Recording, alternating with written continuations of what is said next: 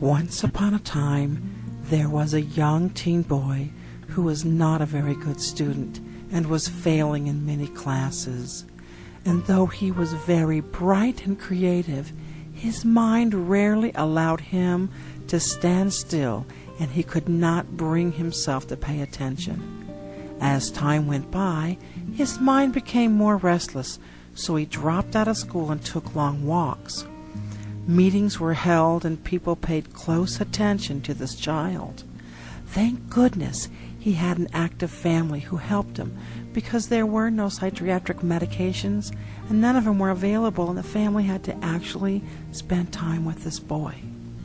Eventually the boy changed his outlook, and with a supportive family, he became a legend.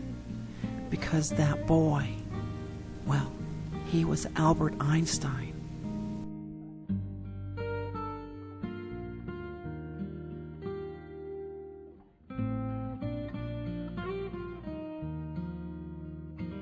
People with ADHD tend to be very intelligent.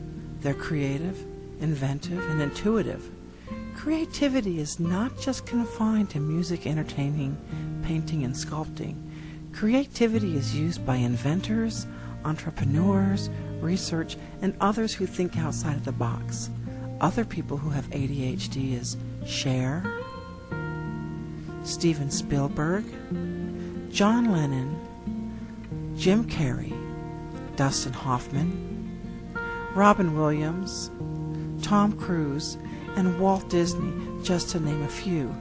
These people have chosen to live their lives in creativity and not in an induced drug state. The problem is, in a country where there's a huge public outcry against the use of street drugs by our children, our public schools and families are drugging children by the millions. At this very second, at least 6 million school children are being administered Ritalin and other mind-altering drugs. Psychiatrists tell us that drugging our children is required to treat them for learning disabilities, yet there are no objective standards for these supposed learning disabilities. They are entirely a matter of opinion. Symptoms such as short attention span or not finishing a task, fidgeting or squirming, maybe having a temper. Many children have temper tantrums. Having difficulty waiting or taking a turn, these are all symptoms of typical children and teenagers. Kids do not have an on and off switch. Now, according to the Medical Association, it's just not school children who are being dosed with these drugs. Preschoolers from the age of 2 to 4 are being drugged, and it's tripling. Ritalin and other drugs like Ritalin has more potent effect on the brain than cocaine does. You can imagine that Ritalin's side effects can range from unwelcome personality changes to cardiovascular problems, loss of appetite, anxiety, tics, muscle spasms, seizures, high blood pressure, and yes, even sudden death. And the problem becomes further complicated when you consider that in addition to the Ritalin explosion, increasing numbers of children are also being prescribed antidepressants such as Prozac and Zoloft. These side effects can even include suicide. These drugs, which 10% of our school children are on, were originally designed to be tested on adults only. Stop! Take a brief moment and look at some of the causes. Studies conclude that kids who spend too much time on video games are missing out on other activities fundamental to their physical, intellectual, and emotional development. And children who watch more than 10 hours of TV a week don't do as well in school, and it stunts their age-appropriate growth. Food is a major cause with behaviors and learning difficulties in children.